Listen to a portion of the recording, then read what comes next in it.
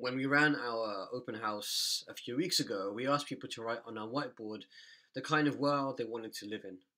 And people wrote things like they wanted to live in a kind world, a compassionate world, a just world, a fair world. It feels as though in these extraordinary, unprecedented times, these are exactly the kind of values that we need to hold on to. But let's not kid ourselves. It's much easier to believe in those values and to live those values when things are going well, when we have stability and security. It's much harder to do so when we're racked by anxiety, when we're fearful, when we don't know what's happening from one day to the next. But I truly believe, and we believe at the Social Impact Lab, that these are the values that will see us through this challenging crisis. We can choose compassion over selfishness, patience over panic.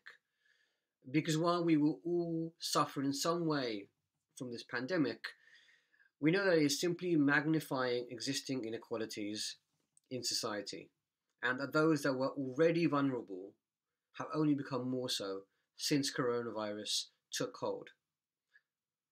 So our call to you is look after yourselves first and foremost, but then think about others and think about how we as a community can support those who are most exposed.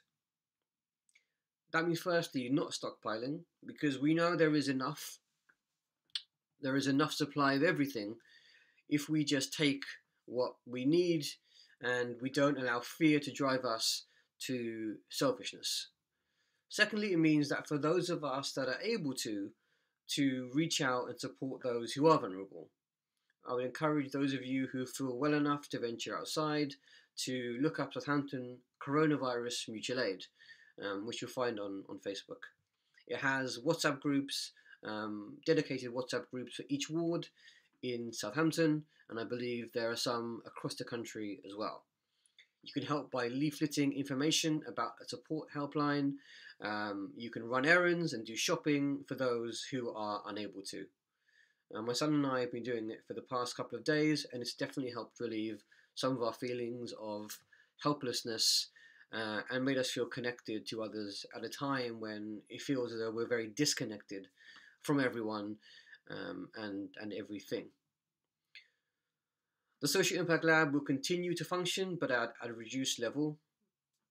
We know that at this time you're suffering from information overload, and we don't want to add to your burden.